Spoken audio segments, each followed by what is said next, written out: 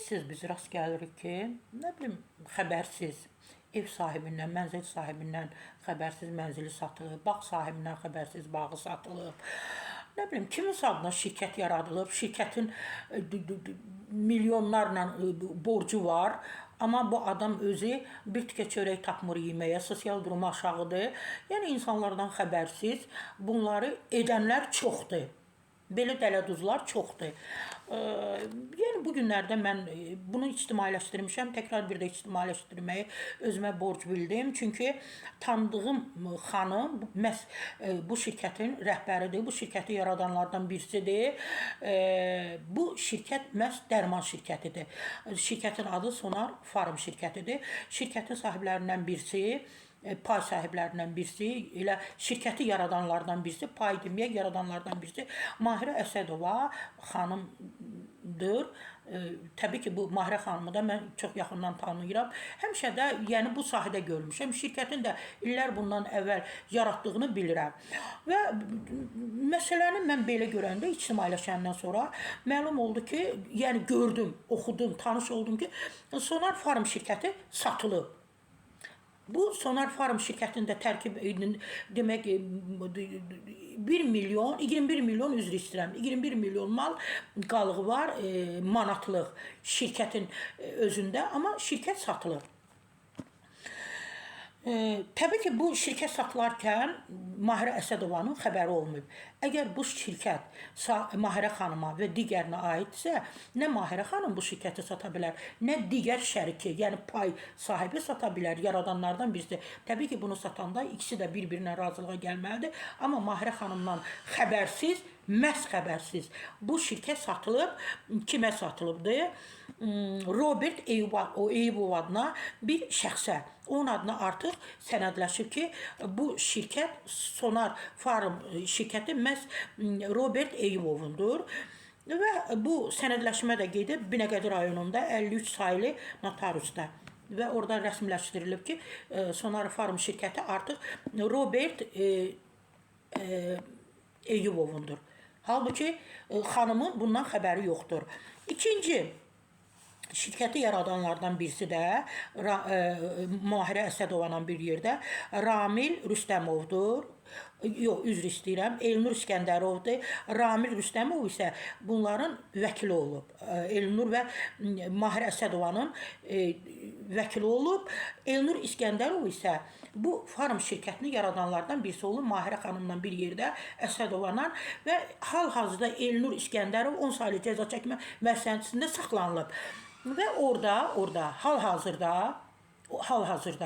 təbii ki, ona şiddət olub, ona təhdidlər olub. Təbii mən düşünürəm, bəlkə başqa nələrsə ediblər ki, bu insanlar, bu adam Mahirə Əsədovadan xəbərsiz, Mahirə Əsədovanın heç bir xəbəri olmadan imza qoyub şirkəti məhz Robert Eyübova satıb və sənədləşmədə olub. Mahirə xanım o vaxt ayılıb ki, artıq şirkət onun deyil, şirkət satılıb. Kimlə satılıb? 50% payı olan Elnur İskəndərov tərəfindən satılıb. Təbii ki, bununla bağlı faktlar da var, video görüntülər var, digər danışıqlar var. Bununla bağlı artıq şikayət olunub. İşi də vəkil Ramil Rüstəmov götürmüşdü ki, icra edirdi, bu işləri görməyə çalışırdı. Artıq Ramil İskəndərov bu işdən uzaqlaşıb. Təbii ki, yəqin könüllü uzaqlaşıb, bilmirəm, amma uzaqlaşıb və Türkiyədə çox tanınmış vəkil İbrahim Köştərə könüllü olaraq Mahirə Əsədovanın və Elnur İskəndərovun hüquqlarını müdafiə etmək üçün Azərbaycana müraciət edib, rəsmi surətdə Türkiyə səfirliyinə, Ədliyyə Nazirliyinə müraciət edib rəsmi surətdə və deyib ki, mən Elnur İskəndərovun və Mahirə Əsədovanın hüquqlarını müdafiə etmək istəyirəm. Onun bu fikirlərini, bu təklifini, rəsmi müraciətini çox gözəl qəbul ediblər. Artıq o Sonar Farm şirkətini ilə bağlı bu qalmaqallı işi boynuna götürüb və o Türkiyədə çox gözəl tanınmış vəkillərdən birisidir. Bir neçə dəfə millət vəkili seçilib və özü də səmimi etiraf edib ki, Sonar Farm şirkətini mən Mahirə Əsədovaya görə tanıyıram. Çünki dəfələrlə onunla danışıqlarımız olub, nə bilim, işbirliyimiz olub, nələrimiz olubsa, bəlkə də deyir mənə Azərbaycanı sevdirənlərdən birisi Sonar Farm şirkəti və Mahirə Əsədova olub. Artıq mən də düşünürəm ki, inşallah bu Sonar Farm dərman şirkətini bu qalmaqallı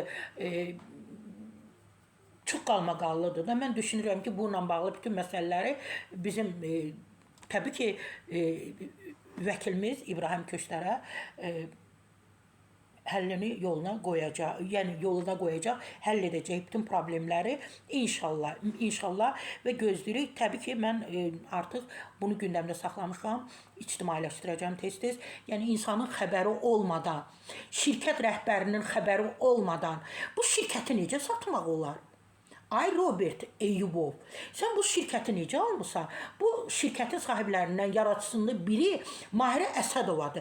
Düşünürsünüz, bu qadındır da, qadına hər şey etmək olar. Düzdür? Yenə də deyirəm, hər dəfə bu sözü deyirəm. Deyir, Şeyx Şamil deyib ki, mən Şeyx Şamil olmuşam qadına görə, qadınma görə. Yadınızda saxlayın ki, Azərbaycan qadınları güclüdür. Azərbaycan qadınları ayaq üstə durmağı bacarırlar.